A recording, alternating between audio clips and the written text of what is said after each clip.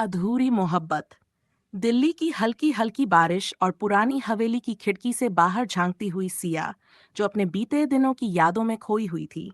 उसकी आंखों में एक अजीब सी चमक थी, जो किसी अधूरे सपने की तरह लग रही थी। उसे याद आया वो दिन जब पहली बार उसने आरव को देखा था। कॉलेज का पहला दिन था और सिया लाइब्रेरी में एक किताब ढूंढ रही थी।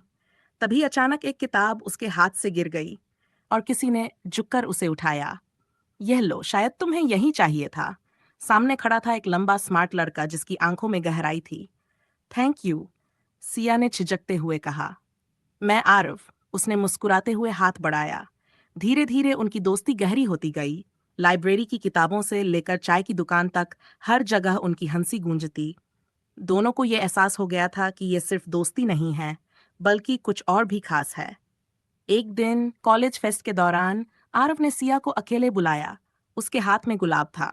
सिया, मैं तुमसे कुछ कहना चाहता हूँ। लेकिन तभी तेज बारिश शुरू हो गई और सिया हंसने लगी।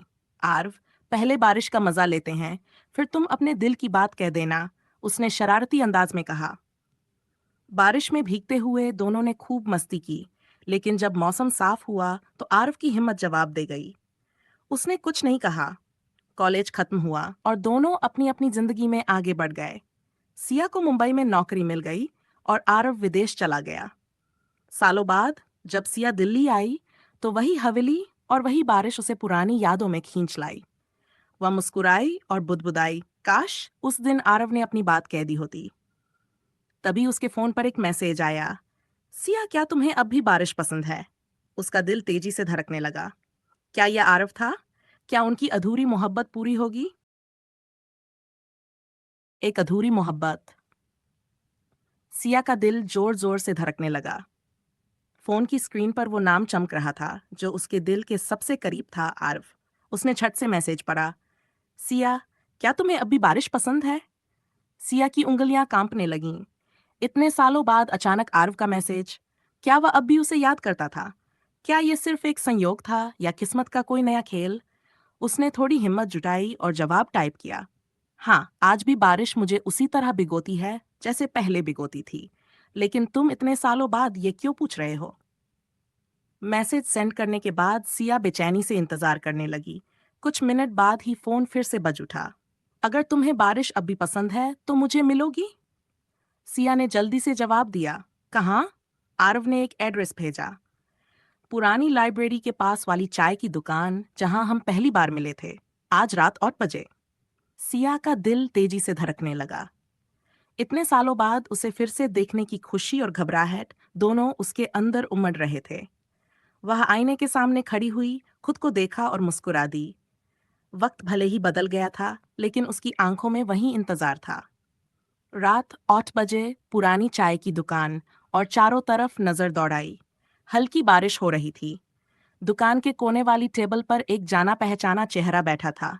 वह अब भी वैसा ही था, बस थोड़ा और परिपक्व दिखने लगा था। उसकी आंखें वही पुरानी गहराई लिए हुए थीं।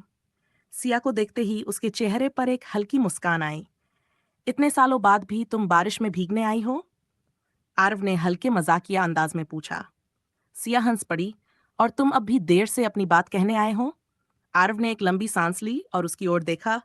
शायद अब देर नहीं करनी चाहिए। फिर उसने अपने बैग से एक पुराना गुलाब निकाला जो अब सूख चुका था। यह वही गुलाब है जो मैंने उस दिन तुम्हें देने की हिम्मत नहीं जुटाई थी। सिया की आंखें नम हो गई। इतने सालों बाद भी आरव ने उसे संभाल कर रखा था। आरव ने मुस्कुराते हुए कहा। सिया, मैं आज भी तुमसे वही कहना चाहता हूँ जो उस दिन नहीं कह पाया। मैं तुमसे प्यार करता हूँ। क्या तुम अब भी मुझसे उतना ही प्यार करती हो? सिया कुछ पल चुप रही, फिर बारिश में भीगते हुए एक कदम आगे बढ़ाई और धीरे से कहा। आज भी बारिश मुझे तुम्हारी याद दिलाती है। और हाँ, मैं तुमसे आज भी उतना ही प्यार करती हूँ। आरव की आंखों में चमक आ गई। उसने सिया का हाथ थाम लिया। बारिश की बूंदें गिर रही थीं और उनके बीच बरसों की अधूरी मोहब्बत पूरी हो रही थी। The end.